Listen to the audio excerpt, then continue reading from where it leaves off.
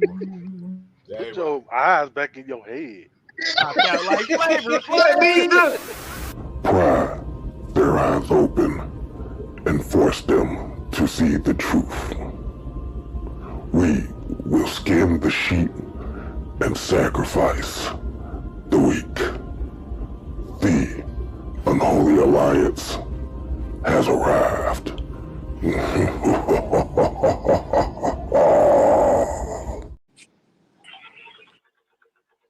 Well, ladies and gentlemen.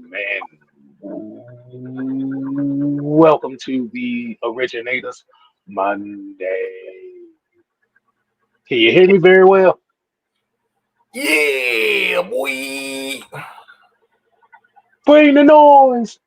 I'm your host, Six Man K Styles, aka Pie May, all day, every day. Stage left, you know him as the Senator. Bad Mike Sports. See, I got the warm beard going on right now, y'all. So decide I want to show up and show my salt and pepper. He's got the whole world in his hands. He's got the whole wide world in his hands. He's got the whole world in his hands. He's got the whole world in his hands. Yeah. Oh yeah. And and we also got today, man, we got the Summer Hill Nightmare, aka the Don is in the building, y'all. I'm here to show the world. He's here to show the world. He's here to show the world. Dolph Ziggler. Oh, All right, man. bruh. Oh god. Hey, look. We wrestling fans over here too now. We get to singing some theme songs here, boy. These Oh. mug gonna leave real quick. But we appreciate y'all coming in for this program today, man. We got quite a few topics that we want to get to y'all. But before we do that, Mike, go ahead, man. You know we kick the show off. It's the real roll call.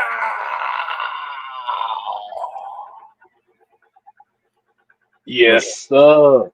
And today's roll call, we kicking it off with MVM 1978. Deshaun Caswell, Robert Ponder. Hey, Miss Hattie. Miss Hey. Hattie in the business.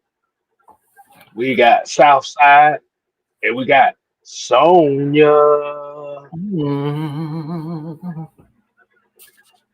So, fellas, how we doing this evening, man? How we doing this evening? Oh, we wonderful.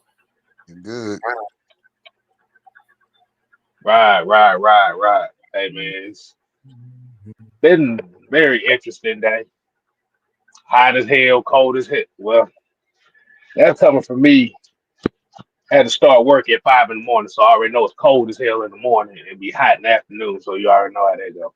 Mm-hmm. Jaden, what's going on? So, fellas, we want to go ahead and kick this show off with a little Falcons talk. As we already know, the scouting combine has passed and looking like nobody really gives a shit. But Buddy. um, were there any? But as even though we really didn't care, was there any particular names in this combine that, if you caught it, that you were impressed by? I haven't even watched it. I haven't even watched any highlights. I mean, I'm not even gonna like who the hell killed him? Yeah. What about you, Don? At this point, I'm waiting on pro days. I like the pro days better I because do. these players now they don't take the combine series. Mm-mm. They don't Hey. like some of them. They go check my pro day. Mm-hmm. Yeah, that's how I be, man. That's how I be. All That's a right. question. That's So a question, okay, stuff. Yeah, I mean that is true. But we already know the majority of the people, especially Falcon fans, are really just only talking about maybe like three or four guys. I Yeah. mean, what's the point of really even talking about combine if only people only give a damn about three guys? Mm-hmm. But we're gonna do it like this, man. We're gonna kick this topic off with we wanna put focus on the offensive and defensive coordinators for the Atlanta Falcons. I don't think we really talked about it too often. But Mike, this was your idea for this topic right here, man. Go ahead, man. Kick us off. What you got? So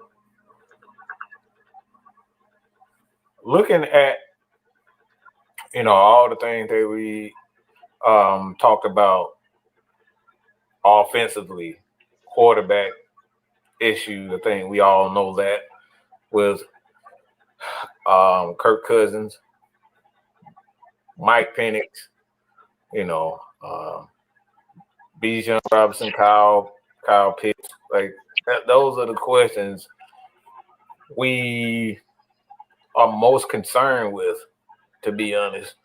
And for me personally, I think there's a deeper issue that needs to be focused on and talked about. Is that those coordinator positions? Because if we're going to be successful, we got to have a system in place. And I think looking at Zac Robinson, shortly he's going to be a highly touted of just coordinator, coach, not just in the NFL, but in college. A lot of these coaches, they leave in the NFL to go to get themselves a job and a lot of money in college. And he's one of those guys that's being highly touted in college right now. So the question is, for me personally,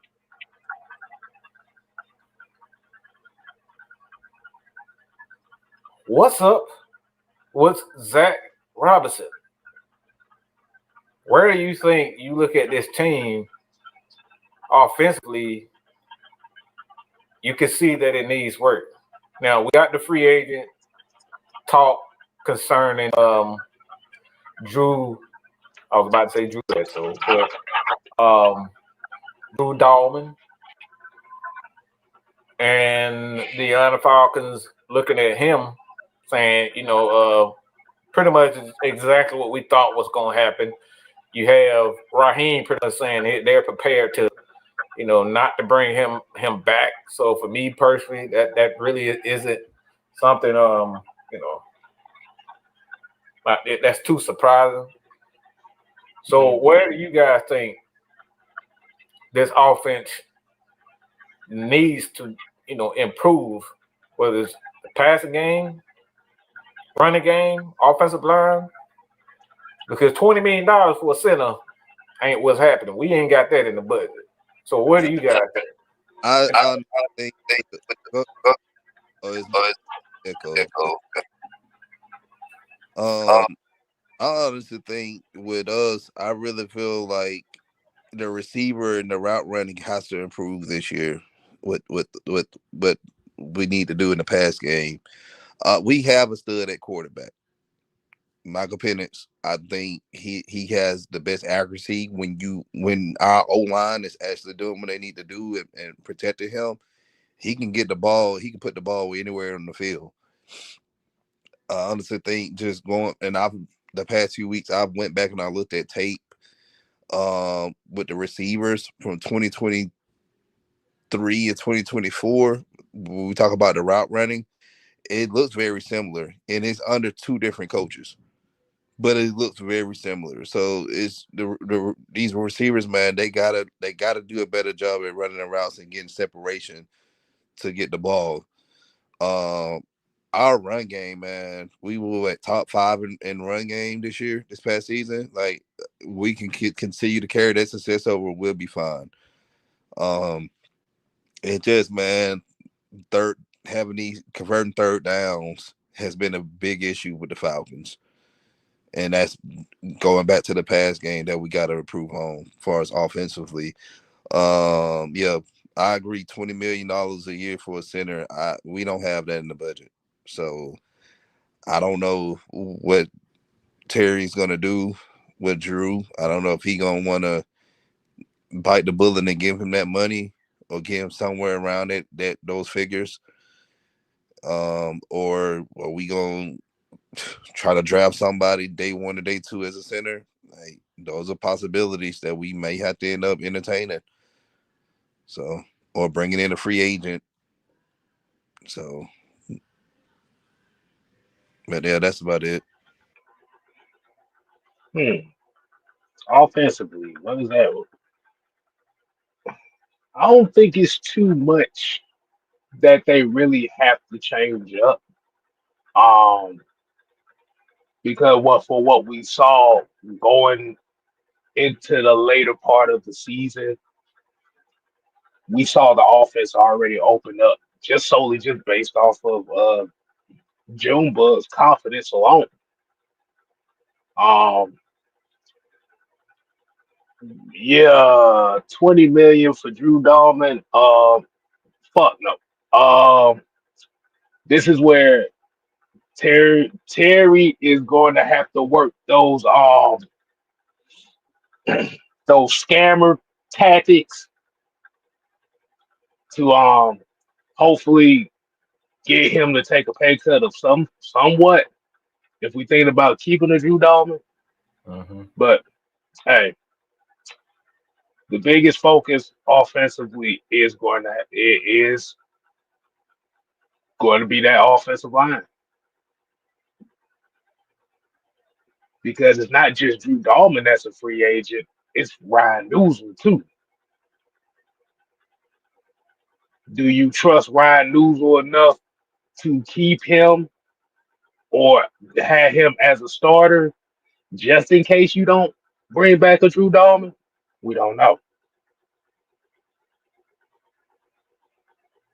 Like I said, do you bring in another wide receiver just in case, or we don't know. But as long as Michael Penix is hitting that trajectory like we know he can and stay confident, it really is nothing too much offensively that they really have to change up. I'll land on that. I mean, for me, like I think Nuzul actually is a better pass protector than Darwin. So for me, I think you can always, you know, um, with the offensive lineman, Chris Lindstrom, Bergeron, like I think you can always kind of groom a center. It may take you 2 years to kind of groom him properly to get him up to speed as far as like knowing the offense and getting the calls down. If you're gonna bring a guy in that's a free agent, but you bring in a young guy, it's gonna take you about 2 years to kind of get him to understand the offense. But like I think if you're gonna go with a veteran, the Falcons could definitely do that.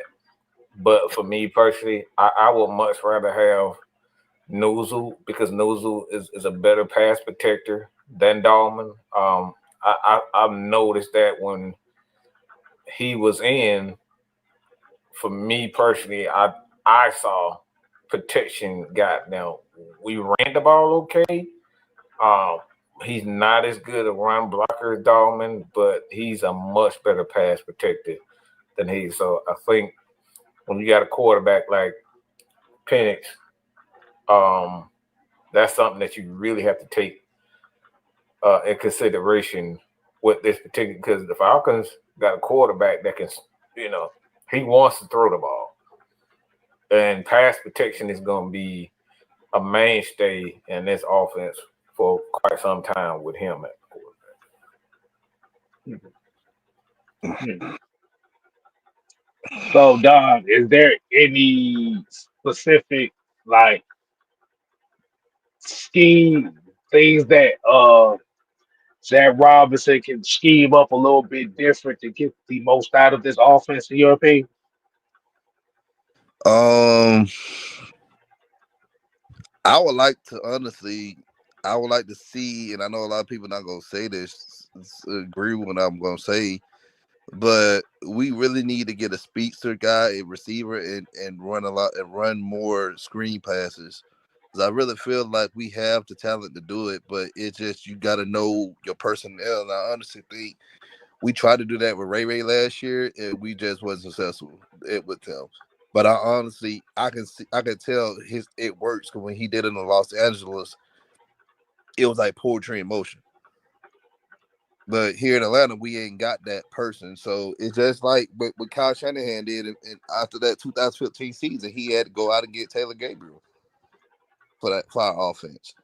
And that's what we need, somebody like that. We don't have anybody like that on this team right now. Okay. What about you, Mike? I kind of posted something on Twitter today. So again, man, y'all might want to follow us on Twitter, on X, whatever you want to call it. I'm not calling it fucking X. I'm calling it Twitter. But follow me on Twitter, man. And I put out a video on Michael Penix, and I'm gonna continue to drop those from each day. So I'm looking at this Atlanta Falcons offense and what I'm seeing. And one of the things that I saw is the play action using he and Bijan Robinson together. And I saw last year the Falcons use Drake London a lot in that slot. You know, we already know what Kyle Pitts can do when he lined up in the slot, and what he can do when he's running those crossing and them dig routes. So we know what he can do there. So for me, I think schematically they gotta improve they play action. And I think if I'm disappointed in anything what I saw from Zac Robinson this past year, his play action game was, as far as his play action in the pass game, was it was fucking terrible. It was like you shouldn't be struggling to get the ball to your slot receivers when you got a guy that rushed for 1,400 yards. Like, we struggled mightily to design plays. Now, a lot of that may have had a lot to do with what Dunn was talking about our wide receivers not getting open and not running better routes. Because a lot of people assume that it's just Kyle Pitts not running routes well. I've been saying it. Drake is not a good route runner. He is not. He's average at best. What Drake excels at, he uses his body well. He uses his size and he uses his body, but he is not a great route runner. You look at Mooney. Mooney's another one of those guys. He's a better route runner than anybody we have on the roster, but he's not fast. All right. He's extremely quick. He knows how to run routes, but he doesn't have the speed that we need from him. So this goes back to what I was saying. Do not be surprised in the first couple of rounds you see a wide receiver or tight end that's being drafted by the Atlanta Falcons, because they need to address that receiving core as far as route runners.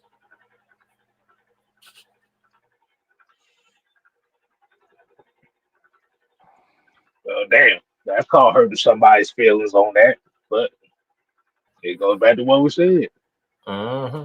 Everybody is a work in progress right now. Mm-hmm. And until you get the full context of, Drake London, can he put up the same numbers this year? Are they going to be looking for him to put up the same numbers? It's a contract year. You got to. He gonna have to, because right now, man, we don't even know what the situation is going to be with Kyle Pitts. Right. So we need to see who's going to stay or who's going to end up walking. You're not going to be able to both. You just not. We don't have the money. So, hey, this is a right time for just, it's this season for both of them is going to be put up or shut up, because They're gonna be playing hard for that contract. I hate to say it. Oh, okay. I Hold on. like. There you go, Good, Mike. good. Jordan Test boy said, in Yeah, my you know opinion, exactly where I was going with I that. know exactly where you were going with Like, y'all shut the fuck up, okay? Just shut the fuck up. Anybody keep saying we don't need a tight end, okay? Look at his numbers, all his career. Look at what he did at Georgia. He's a second, and there's nothing wrong with being a second tight end. Second tight ends catch anywhere from 20 to about 35 catches a year. He's good at that, but that's what he is. He's a blocking guy. He's a specialty tight end. Those are very important to offense. We should know having a guy like Alger Crumpler here, a guy like Jacob Tammy. Those guys are very important to our offense. So there's nothing wrong with that. But to say that we don't need a guy that goes, he's the perfect guy to line up alongside Kyle Pitts. That's what he is. But if we're trying to improve our passing game, okay? We're trying to improve our passing game. This is why they snuck that under y'all nose by making whom? The passing game coordinator? TJ Yates. TJ Yates. That's what he does best. And he comes from that system where they use their tight ends properly. This is why they snuck that in, because they're trying to improve. They have no clue what to do with Kyle Pitts. They have no clue what to do with him. Zac Robinson has no clue. Go back and look at, and Don been saying this all year. Like if you go look at the Rams don't use their tight ends like that, so they're not used to getting the ball into that tight end's hand. So they brought in a guy who understands how to get that, and he played in that system and know how to get the ball into the tight end hand. So the thing is with Warner, I'm not saying Warner is a bad tight end, but I'm not throwing that ball to him at all. Yep. Yeah, Yates is like Yates and Robinson together with the pass game. I think that's going to be a huge improvement. It's going to be a huge improvement because Yates, he understands tight end participation in the offense better than Robinson does. We got a question here. Don, I'm gonna let you answer this. He said, just a question. What about Cooper Kupp? Great route runners, been injured, so he's not gonna command a big contract. And with us, he no longer has to be a number one or number two option. We got the Cooper Kupp money. Look, motherfucker. I'm eating noodles right now. Okay, the Falcons probably eating noodles too. Bro, we ain't even got. We talking about Cooper Kupp. All right, we ain't even got money to damn pay Ray or and Kyle Pitts and D. Alford and David Omiyata, Caden Ellis. Like these guys, the people I'm saying that we may not see them here in Atlanta this year coming up. You knew you was on that bullshit. Don't tell me it was a damn debt. You would have started with that. You already knew what we was gonna say when you asked the question. That's why you started with man, Mike. It's just a question. You know it's not reasonable. You know it's not reasonable. The thing is, the Falcons are in a position right now because of what happened with Kirk Cousins. You got to be incredibly smart about what they're doing with their money. One bad contract can literally set this team back, and we right back to square one. Kirk Cousins, David Omiyata, and I hate to say it, Caden Ellis. Like these guys, those three guys, they didn't live up to the contract. And I know some people gonna sit here and tell me Caden Ellis did, but I don't agree. He did not. I don't agree either. I wholeheartedly agree with you. We brought him in. We brought Caden Ellis in to be that pass rush specialist for us, to get more sacks, and he didn't do that. So, do you think that question came from the simple fact that they thinking that Debo Samuel went to Washington for a fifth? We got to stop. We got guys. We got to stop comparing ourselves to other teams. Other teams have different cap spaces than us. Yeah, Like so we Commanders are we not. literally like 7 in the red right now. Yeah, We assed out. the Commanders ain't. The Commanders got money to pay players. We don't. Philadelphia, they cap ain't the best right now, but they have one of the best GMs in the league right now who can manipulate it and make different trades and restructure people contracts and stuff in a certain way that they can be successful. I'm not taking nothing away from Terry, but we're talking about Howard Rosman and the Philadelphia Eagles who won 2 Super Bowls within the 8-year time frame. So it's gonna be players that's gonna willing to go to teams like that. They're not trying to come here. If they come to Atlanta, it ain't just off culture, you guys. Because everybody, they want to play for the culture. No, these motherfuckers trying to get paid. And right now, we're not we was looking at contending, but we still don't know what we have in the Michael Penix. We don't know if, and I'm being very sarcastic when I say this shit. We don't know what Jeff Ulbrich defense is going to be like. So we're not going to have a lot of free agents that's going to be willing to come here on a hometown deal.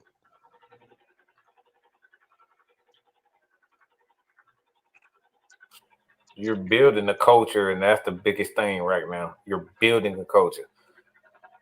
Yeah, Raheem has been here before, but he's still getting to know like a few guys that's even in the front office to get those guys on the same page in regards to what they're looking for. The types of players that each scout is looking for. All this type of stuff. Like you still in the beginning stages of that. And to go out and spend money on guys like a Cooper Kupp or Sherwood, like I just think that's ignorant. Because this team is already young. This is a young team, bro. And you also got to think about with Philadelphia. Philadelphia is about to. Hey, I think they just released damn Darius Slay, but they done built on that team. They done built their secondary up.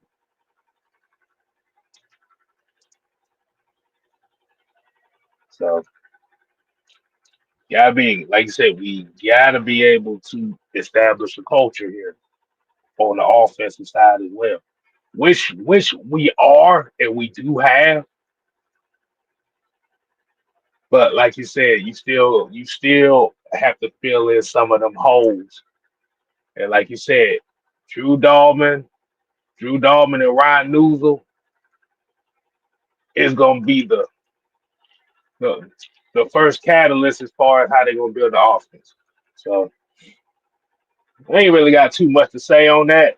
Don, you got anything else to talk about on the offense? No, I'm good, man. What about you, Mike? No. I think it'll be interesting to have 3 left-handed guys in the backfield. You got Penix, Bijan, and Ryan Newsel potentially being the starter. So that's going to be interesting in itself. And I don't know how. Yeah, it's going to be interesting. I would say that. Okay. John got a question here too. He said, "Do the Falcons have an identity? A team started 60 years ago should have had a well-established identity by now." They've always had the same identity. The Falcons, it was built on a linebacker, but the NFL and how they changed a lot of rules. The impact of the linebacker is no longer the same. So they've been forced to kind of change because of the rules defensively. So each team, it's not just the Atlanta Falcons. Every team in the league has kind of had to be more of a defensive line, and we're talking about defensive line, I mean a pass rusher. So the landscape of the NFL has changed, and this is really not an Atlanta Falcons issue as far as like a identity. The Falcons' identity has never changed.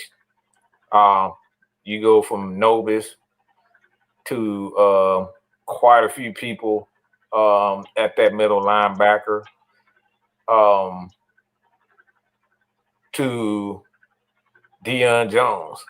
The Falcons have always had a solid a solid linebacker, but being that the rules change, they've had to change things up from being a corner and having that dominant guy up front.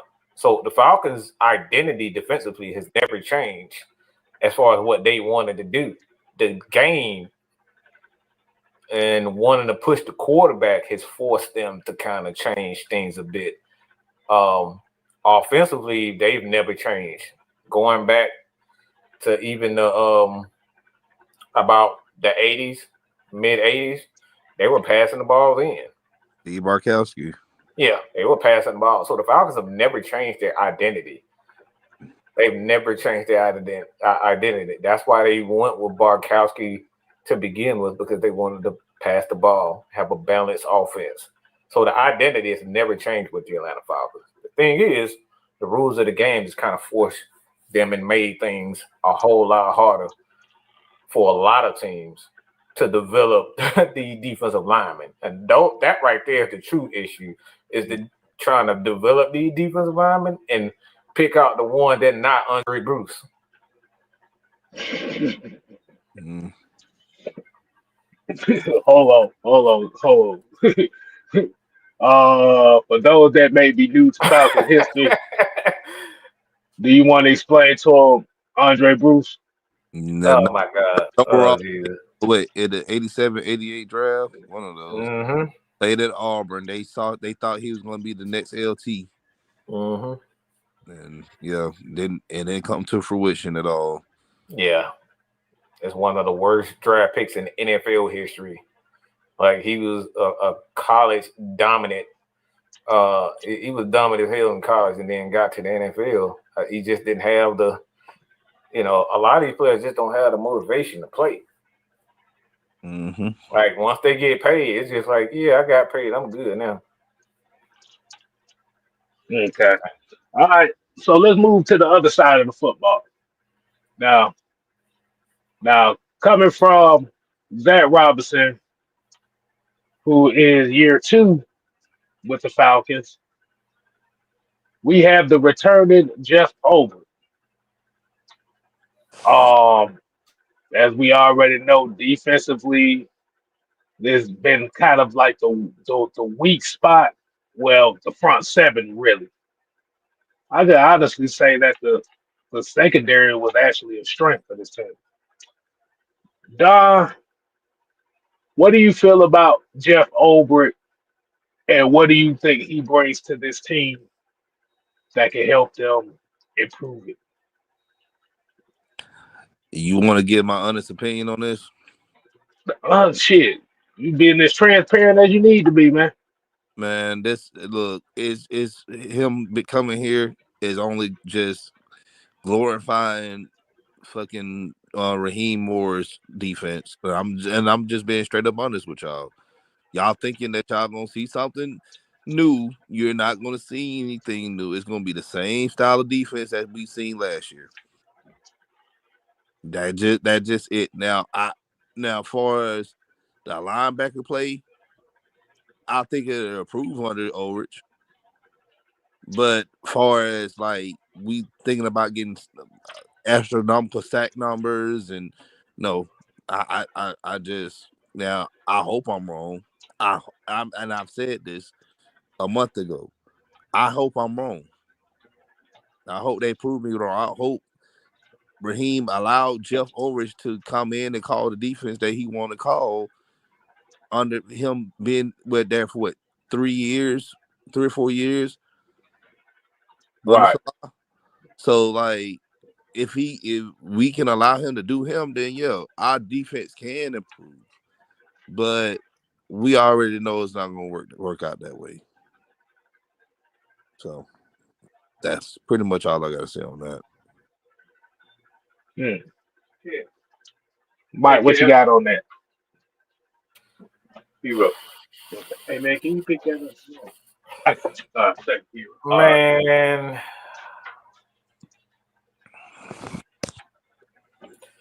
Well, Don said that, the perfect way. Because that's exactly how I feel. Do I look like do I look like I fucking care? Yes, you look like you care very much. I care about my Atlanta Falcons. Yes, I do. And go to hell, kid. All right, Kevin. Why I gotta go to hell? Why I gotta go to hell? You said Mad Mike kills. Mad Mike can't kill. You know what I'm saying? He can't. He's not supposed to care. Okay. I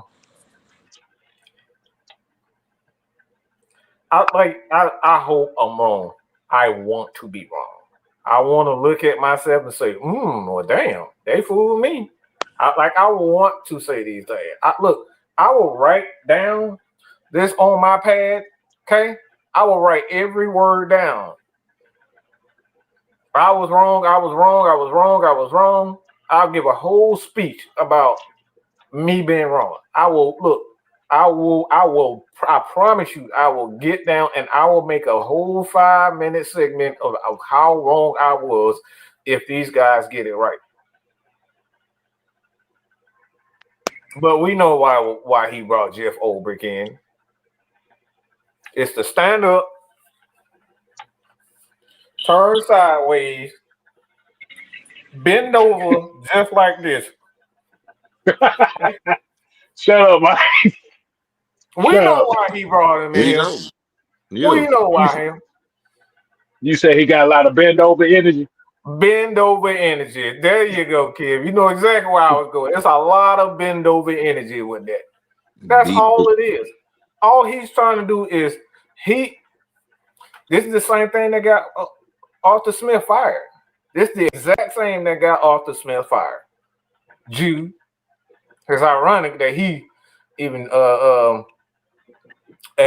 next comment come up because this is man. I don't believe nothing, and I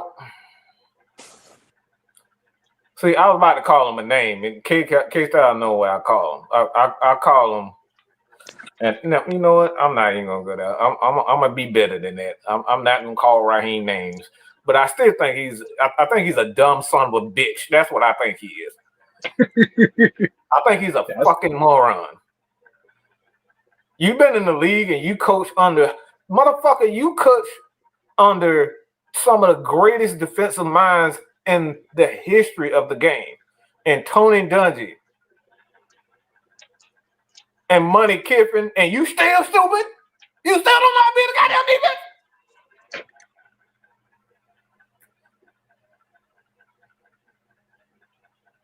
And the guy that's right now that's been in the league 19 years as a coach.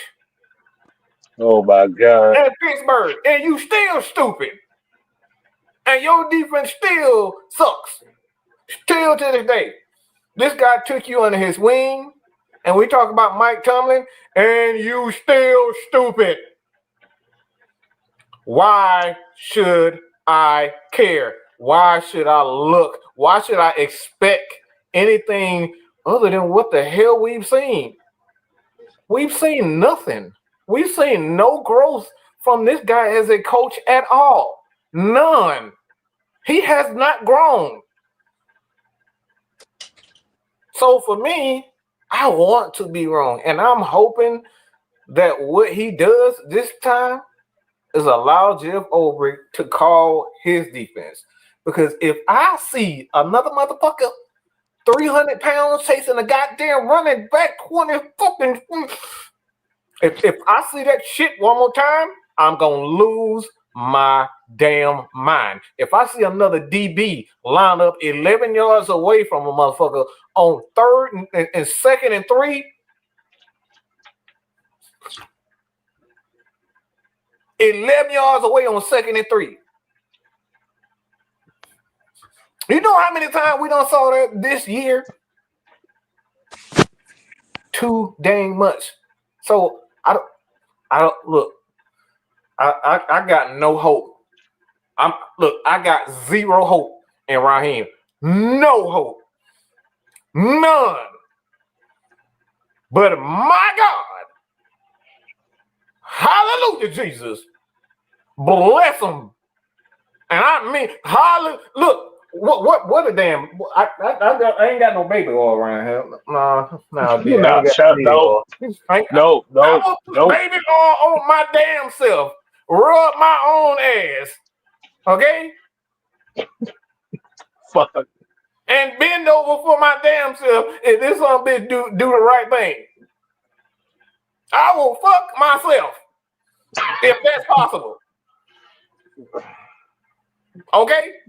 I got zero hope in this smiling, gun chewing son of a bitch. Zero. He ain't did nothing but goddamn wear capris, Jordan, and smile on the goddamn sideline and look at the damn teleprompter like he. What the fuck is you searching for? The Hardy Boys? Are they gonna jump off the goddamn Titantron or something?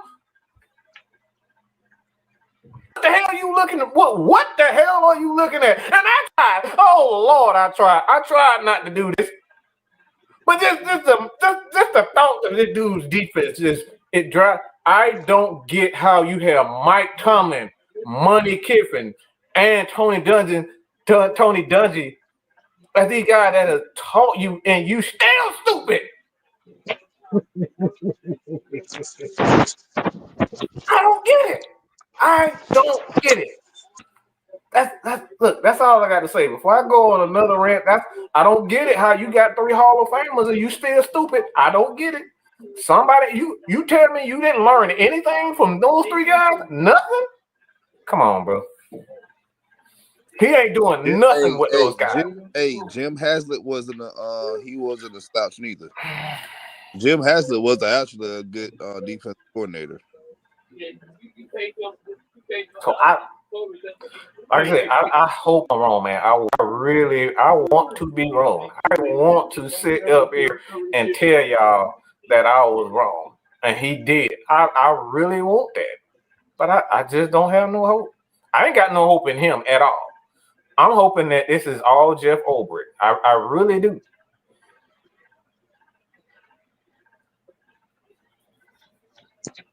So, so as far as that's funny. So what would make you have confidence in him?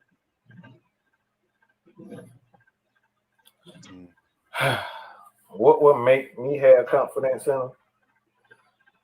Not lining up 15 yards off the field, off the ball. If I see, for me, I just want to see subtle changes. Like he went right back even when we was getting those sacks, we was getting sacks and we was getting pressured. But when we getting pressured, he reverted right back to that same philosophy of playing off the ball. He didn't change anything. And everybody, look, I don't agree with everybody pointing the finger at Jimmy Lake. You cannot tell me that man did not have a hand in that defense. I thought the last couple of games of the year that he threw that man under the bus. He said, "All right, this is your chance to do whatever you want to do." I thought he threw him under the bus. He didn't give him that freedom in the beginning, in the first 8 games of the season, and then all of a sudden at the end, the last 3 or 4 games, you want to say, "All right, you can do whatever you want now." Like it's too late. Everybody hurt. We out of the playoffs, and now you want to give them freedom? Nah, bro. I'm not buying it. Not only that, people got to look at how things were. All right, the first 4 or 5 games of the season, the defense, all you got to do is look at the DBs, how they lined up. every play. The first 4 or 5 games, you could tell who was calling the defense. And then after that, we saw a huge drop-off of, our defense. And after the bye week, he wanted to take credit for, I was calling the defense after the bye week. You do realize we went 2-2, right? But Sound familiar? But again, he did that too when he was the interim head coach. He took credit for Bob Sutton's defense. No, he good at that. When shit going right, he want to say, "See, I told y'all I was a good coach."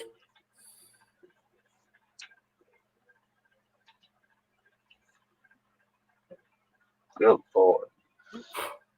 So as far as the free agents that are available or scheduled to be free agents, who defensively are you looking or hopefully to obtain? Free agents, by the way. We're not talking about trades.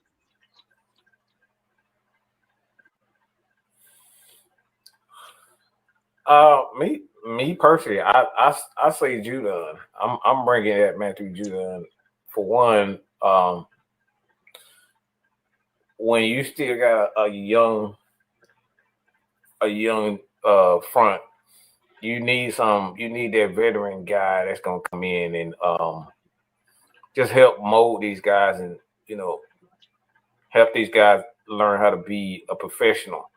And I think that's what he can. That's what he can be. Now, if you're looking for a superstar, I don't think that's necessarily a need, because if everybody on the offensive side of the ball, they hold up to their potential, and Penix end up being that dude, like, you're not going to need your defense to kind of be dominant in order to make it to a deep playoff run or just make it to the playoff. You just need your defense to be above average. That's or about average, above average to about average. Like, that's what you need from your defense. Just get stops when it's needed. So it's like I don't think I'm saying a guy like Judon, just a lot of veteran guys. That's what I would do. I would just go after veteran talent, guys that's been in the league 3 to 4 years, still have a little bit of youth in them. And we don't need them damn James Smith Williams they keep them motherfuckers in the trash can, because I don't know what the fuck they brought his ass in for. I didn't see him make a tackle all damn year, but he was always on the dang on field.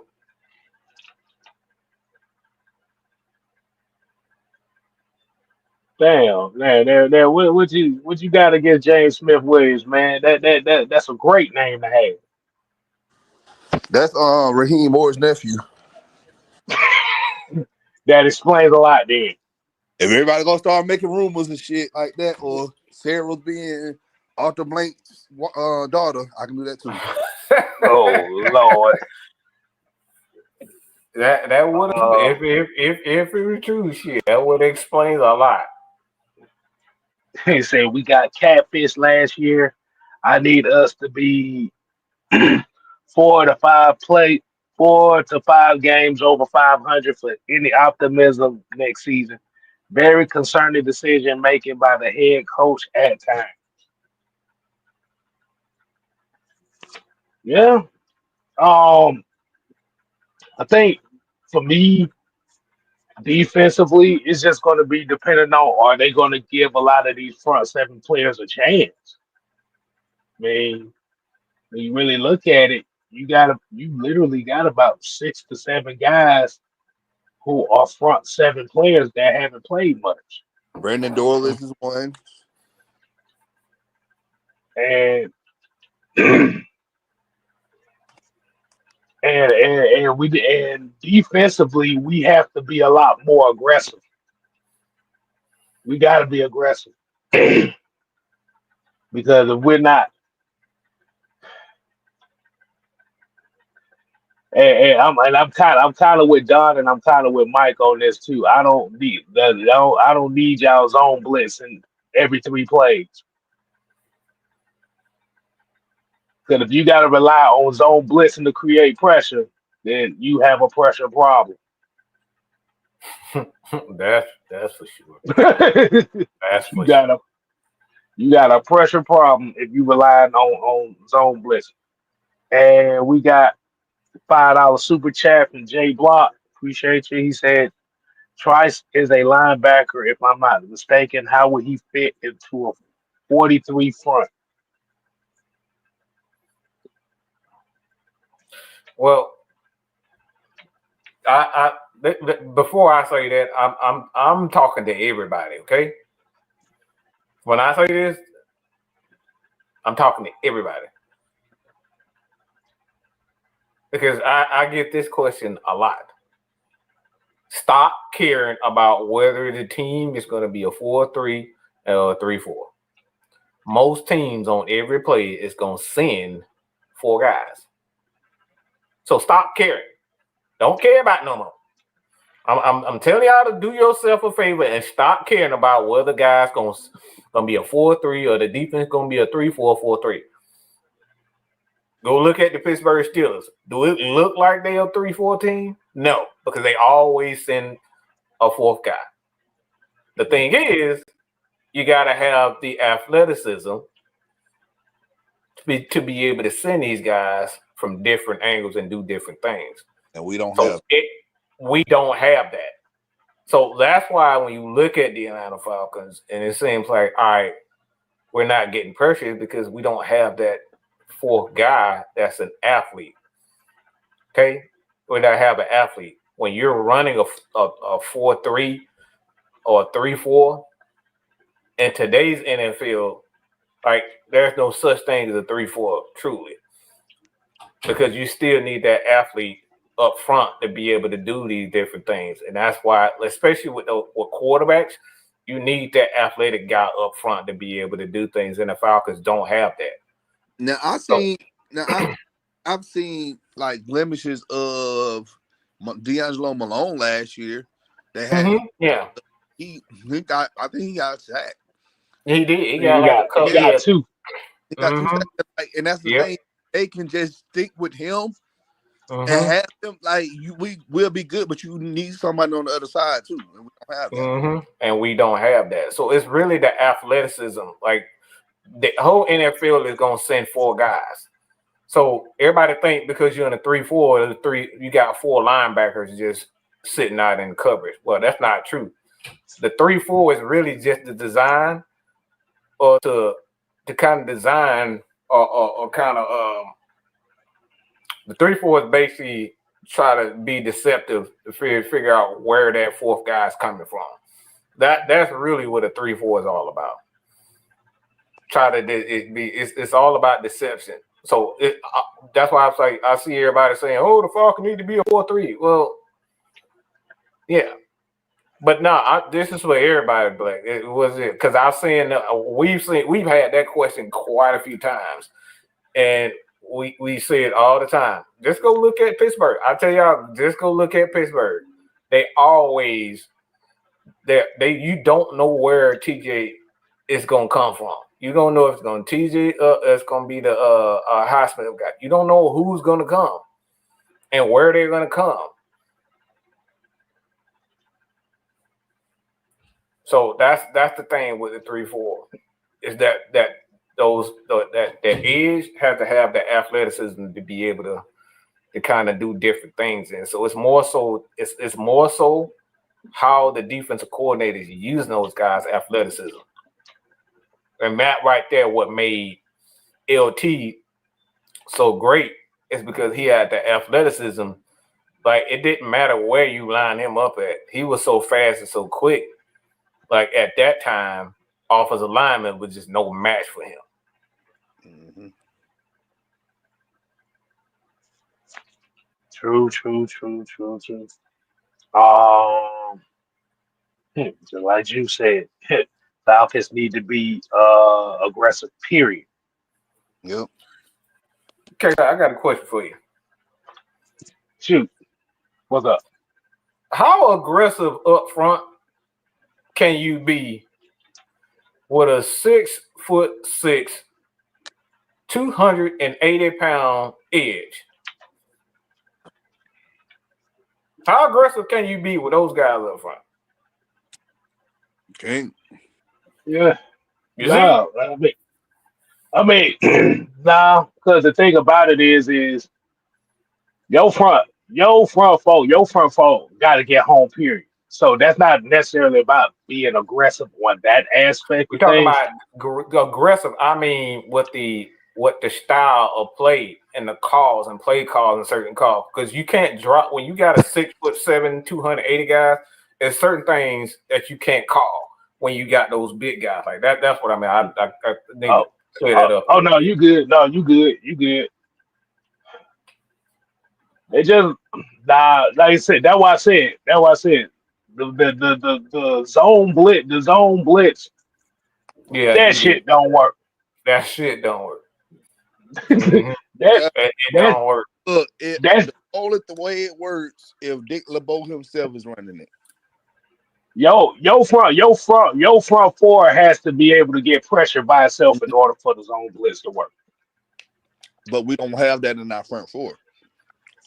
There you go. And it goes back to the personnel to be able to run the scheme. So it's not so much that it's the scheme, whether it's 4-3 or 3-4, you still got to have the personnel. It still just come down to the talent and personnel. And we don't have that. But I've been telling people for the past weeks that a guy like Kenneth Grant and Mason Graham, and we draft one of them, we'll be all right. But again, I don't know what I'm talking about though. Yeah, Rich too. That's why Ulbrich said he want to run multiple fronts, because depending on what your personnel is, it's gonna change where you are anyway. Because if you got four, let's say for instance, we got 4 defensive tackles, you just putting these guys anywhere and they getting pressure. Well, you got to go with the 4 defensive tackles that's getting the pressure. If the little guys ain't getting it, you just got to roll with your 4 defensive tackles out there.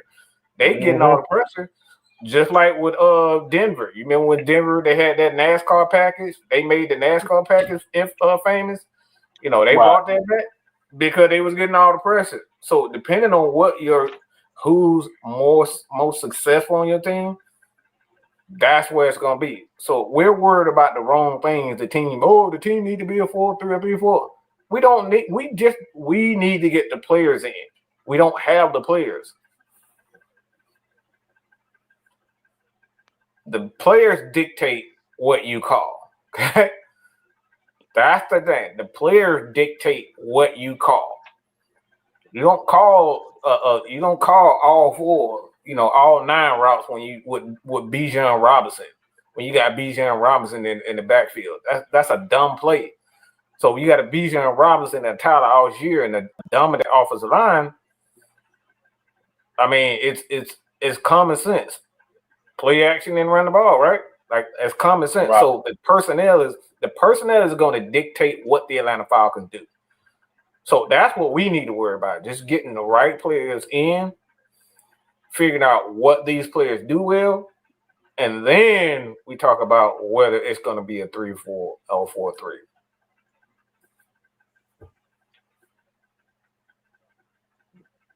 Right.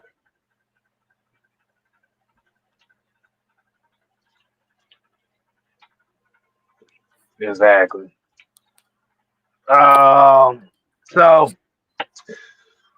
y'all want to go ahead and get to the final topic at hand? Ooh, boy. Yeah. So for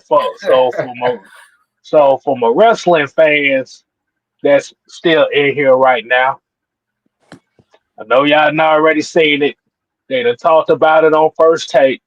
They talked about it on Fox Sports 1 and ESPN. What do we think about the boy John Cena? I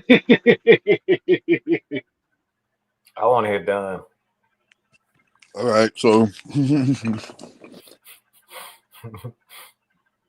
I've been asking for this heel turn since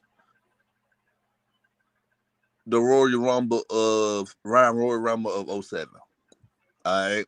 Everybody remember that going into WrestleMania, Cena faced Shawn Michaels. All right. And the reason why this is because remember that year before he faced Triple H. So I'm like, they're trying to build this man up, and like he's getting booed. If he's getting booed, you might as well turn him heel. But we knew Vince at the time, he did not want to turn Cena heel. So that was one that they missed out on the opportunity in 07, 08 for a heel Cena. It could have been done, but hey.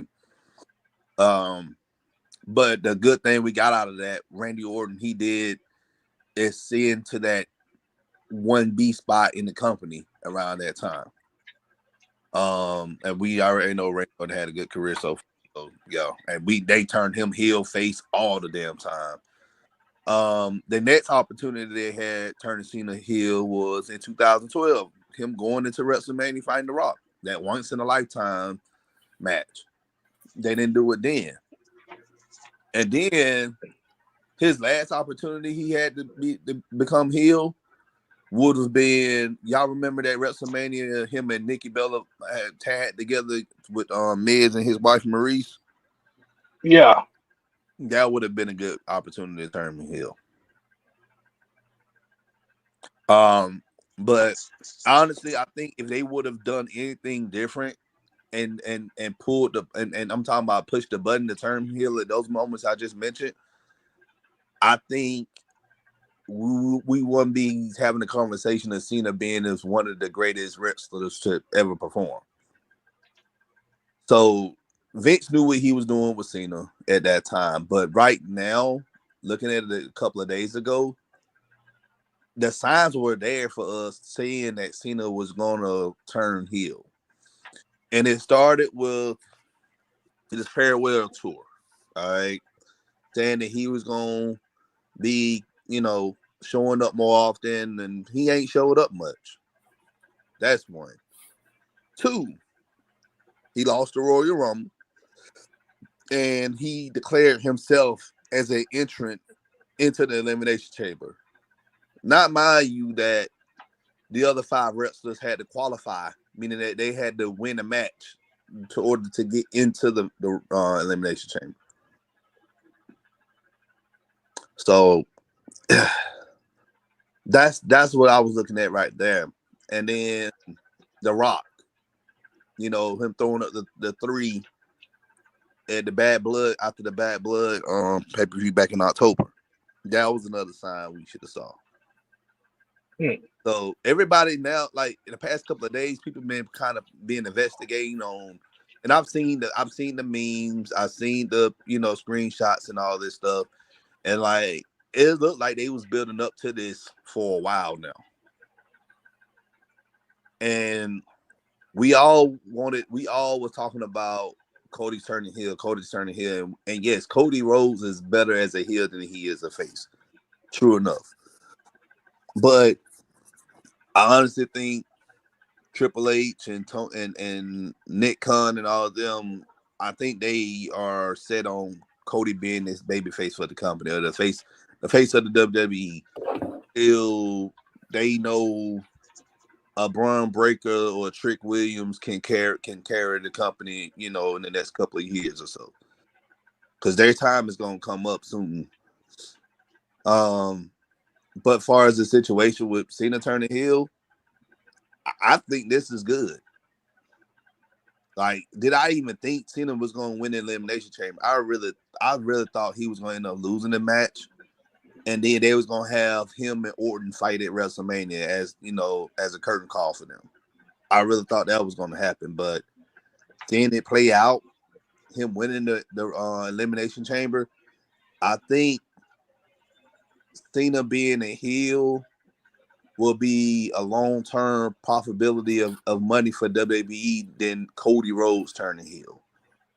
Because I know a lot of people upset that Cody didn't turn heel or whatever, and Cody will turn heels one of these days, But right now, going into WrestleMania, it don't seem right. Because you having a heel Cody Rhodes versus a face John Cena. Now you already know how that match is gonna look like. It ain't gonna be good. But seeing a heel Cena, something that ain't nobody ever thought that was gonna ever happen, against a white hot babyface and Cody Rhodes, man, this is money. Like ESPN talking about it, and not only ESPN but MLB baseball, they talked about it. So like I said, this is gonna be huge for WB. It's huge for wrestling in general. Now how is this gonna play out? I don't know. I'm just gonna sit back and enjoy every little minute of it. So, but that's all I got to say. Go ahead, Mike.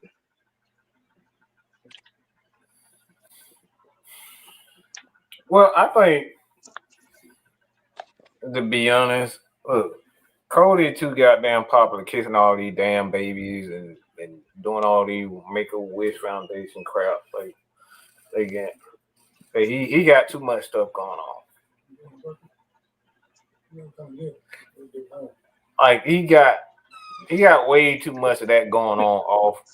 Like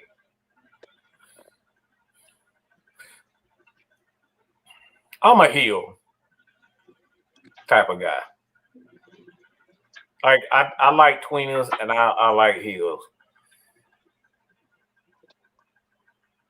And I'm fucking sick of smiley ass Cody.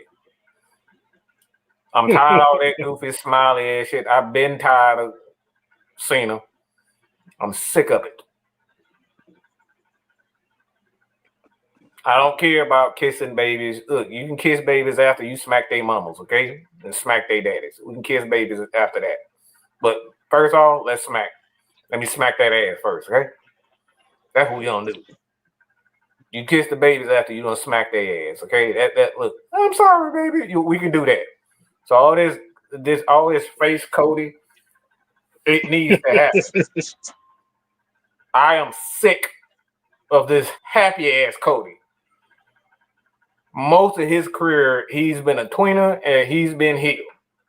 And all of a sudden, all this smiley shit. Oh, you might as well be goddamn Sami Zayn with all this goddamn smiling he doing. Jumping up and giggling and touching everybody's goddamn hand. Like, what? For real, when has Cody when has he ever done all this smiling and giggling? And that ain't never been Cody. He wasn't that in AEW. He was popular, but he wasn't even doing that at AEW. And then he come to WWE and doing like fucking smiling and kissing babies and shucky ducking for goddamn shucky ducky quack quack. Like y'all know what that means. All right, you wrestling fans, you know what the hell that means. And he's not even like that in real person. I was on a FBLA trip bus with him years ago. It was big for people candy that he couldn't get up there in Cobb County, and he was trying to talk to all the girls, all the black girls on the bus. That's who he is. That's who he is. So I hate it. And the thing is, this is what makes wrestling. It's not the faces, it's the bad guys. The bad guys is what makes it go round. Cause guess what it was? Everybody hated Andre the Giant. Why? Because he was kicking Hulk Hogan's ass. And the best heel of all time for me, and if you want to learn how to be a good heel, Scott Hall, Razor Ramon. Look at that shit. That man is the best heel of all time. And I get people, well, look at stuff Triple H did as a heel. I'm not, no. I'm talking about promos. I'm talking about just that aura of a heel. Scott Hall, Razor Ramon. I know y'all gonna disagree with me on that, but that is who I think. mean, Scott Hall is Scott Hall. Like, I don't think anybody would disagree with it. Now, everybody had their favorites, but you're not gonna get me to complain about that because, hey yo, come on, man. Like everybody throwing a toothpick at, like, come on, bro. Like everybody loves Razor Ramon, so he is that guy. But he had us believe that he was actually after the matches he was selling drugs and shit. Yeah, he really had us. So, so that's my thing, man. All this, like Vince got too carried away with this face stuff, and he only did this because of really the federal government, putting him under investigation for steroids. They were just trying to look for a reason to take Vince down. That's kind of why he went with this face run for like 20 years, just to get the government off their back. That's basically what he did. And he befriended Donald Trump for that reason. And it worked out for him. But when I look at this, man, I see a John Cena. It's like, it's who John Cena is supposed to be. This is who he is. He's a better heel. Stone Cold, those guys are better heel. The Rock, better heel. Like Triple H, a heel. I tell people, go look at what he did on Total Divas with Nikki Bella. There are clips out there. This man owns a big ass mansion in Florida. He don't even. It's a big ass, nice ass kitchen. This motherfucker don't even use the kitchen. He don't want nobody in there touching nothing, not running no water. Like, go look at it, man. It's funny, and I see why their relationship didn't work out. But yeah, Cena he was in heel mode in that moment. Yeah, what you say? When he about his business, that's where heel Cena come out. Yeah. But Nikki made him a whole meal and pretty much told her to go fuck herself because he done messed up the countertop. She done countertop stuff. But that's it. Like all the guys you see that are popular in wrestling were heel. Undertaker came in as a heel. Mm-hmm. Kane, heel. The Giant, heel. AKA Mr. Paul White. Like all these guys were heels. Cena was a heel. He wasn't a heel, but like months after they turned him heel. Like all four of those guys, except for Brock. I think except for Brock Lesnar, but Brock Lesnar and Batista came in as true heels. But remember, Randy Orton and Cena, they both came in as baby faces. The thing that saved their careers, Evolution saved Randy Orton's career. If Triple H never got a hold of Randy Orton, he would have been fired. But with Cena, the same thing. That Dr. Thugonomics saved his career. He's about to get fired too. Heels are what creates characters. That's it. That's all.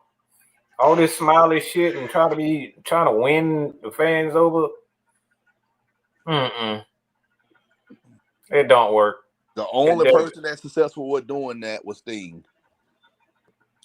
I mean, I'm talking about he wasn't no face like that though.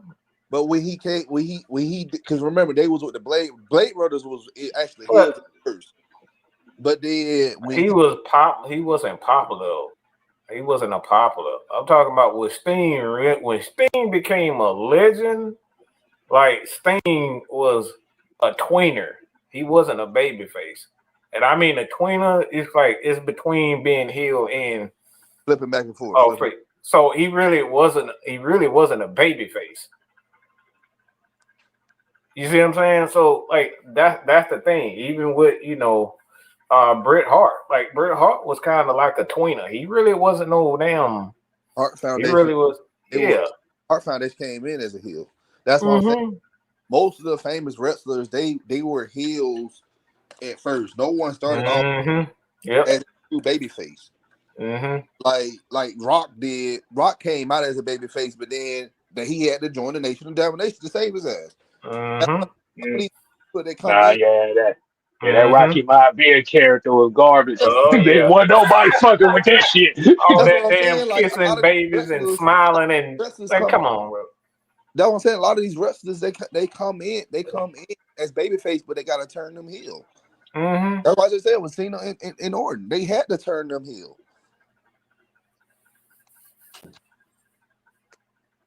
They had to turn them heel. And then what's another person? That's pretty much. Look, that's pretty That's all much. the mega stars. That's all That's the it. mega Yo, stars, yeah, really. like, you gotta remember, Mankind came in. Well, the Mankind character came in as the tweener himself. Nobody knew what Mm-hmm. the fuck to do with that. Well, yeah, none. Yeah. And I'm saying with the Hardy Boys, remember they was with the New Brood at first. They was heel, and then Mm-hmm. Jeff broke out of the group. That's what I'm saying. Like with Jeff Hardy and Sting, those guys. It's just with them.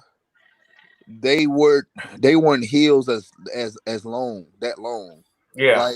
Like Randy was a heel after they made he was a heel from what late 02 to like the mid 04. That's after SummerSlam.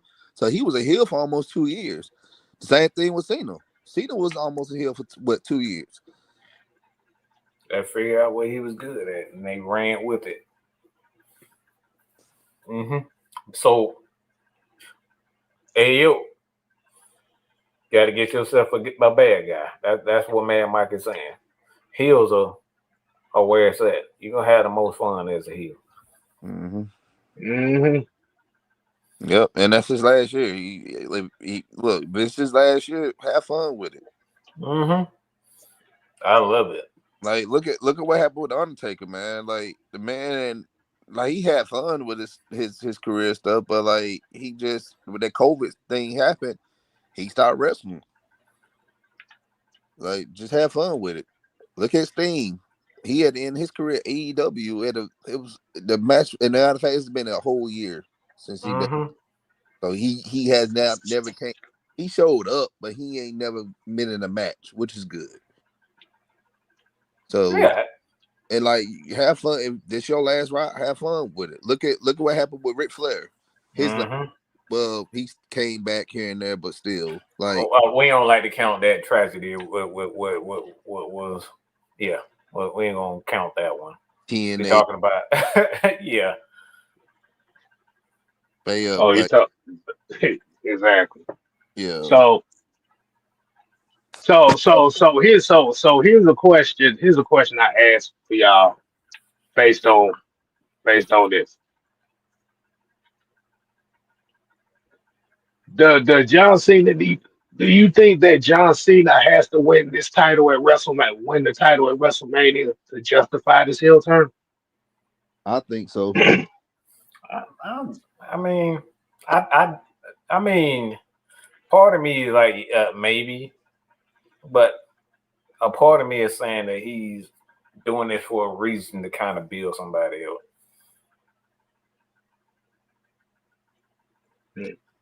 Part of me is saying somebody else is going to be a part of this.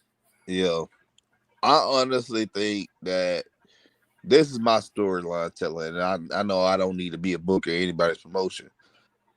Have him go over have him go over at WrestleMania. All right. And that's going to solidify the heel turn. Have him carry the belt, around and just not wrestle as much. He'll pretty much be on the Roman Reigns schedule or Brock Lesnar schedule. I have him legit hold the belt all the way up to Survivor Series. And by that time, you can have a white freaking hot Braun, Braun Breaker beat him. Pass the torch to Braun. Like I said, I don't know. I'll be happy regardless. Like I get to see a John Cena. I see him losing and beating the shit out of Cody. Like And then yeah, that's just what I say. Like I would be happy with him winning. It doesn't mind because it's not like John Cena sucks. He's been a staple and a pillar in this business for a long time. And he deserves it, but like, and to be honest, like the championships,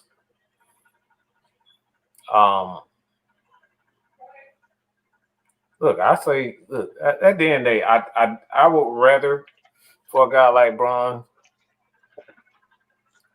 Breaker getting in that spotlight, but maybe that's a little bit too early. But yeah, I can't wait. So it's rumored to say that he's supposed to be in Raw. The rumor. So we got about 30 minutes or so, less than 30 minutes to freaking see it out. So Yeah, I like it. Numbers gonna be high tonight on Raw because everybody gonna be like, what's next? What's gonna happen, and all that. So I'm anticipating everything, but let's hope what's gonna happen. How Cena's gonna look. Is he gonna come out as a business hire, or is he gonna come out because they talking about they gonna allow him to be whatever type of heel they gonna want him to be. He want to be. Now I am anticipating some new theme music because you can't play that as a heel, bro. That happy ass music, yeah, no. He gonna have to have something, some type of dark, interest or whatever. Cause he did an interview with Chris Van Fleet, where he said that he actually got some music stored somewhere for this occasion. So we're gonna find out.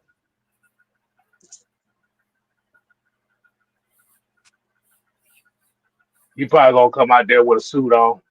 Yeah, but I know people talking about he gonna probably do that 2012 because 2012 he did create a theme song and all that stuff, but it never got used, and people were like, well, he can use it during this run. I'm like, he can't. Like, people gotta understand, like 2012 was 13 years ago. So you gotta get current with that's gonna keep with the audience. And I know a lot of people like, well, he gonna be Dr. Thuganomics. I don't see bullshit.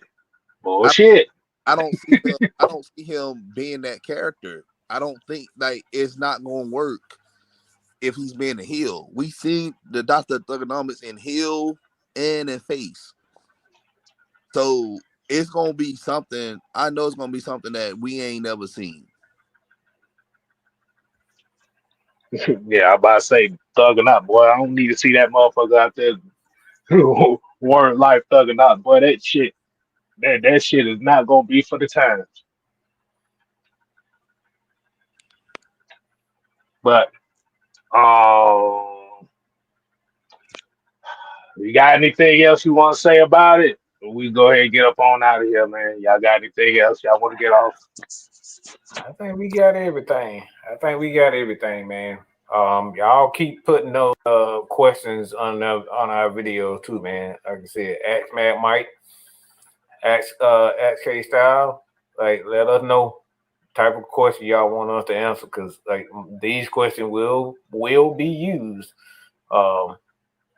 It can and will be used. Your comments and your questions will be used as possible show ideas. So don't be afraid to drop that thing. All right, I ain't got nothing else, man. We might well go and get up. Food content is gonna start coming back probably by next month, y'all. Just bear with me. There you go. So we're gonna get up on out of here, y'all, man. Like I said, we appreciate y'all coming in. So New to the channel, make sure you go hit that subscribe button. And until next time, people, we're here to play.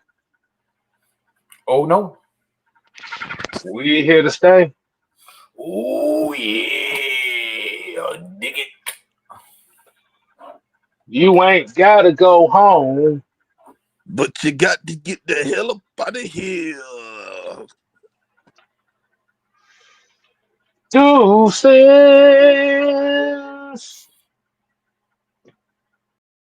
I told y'all. Bad Mike told you. Time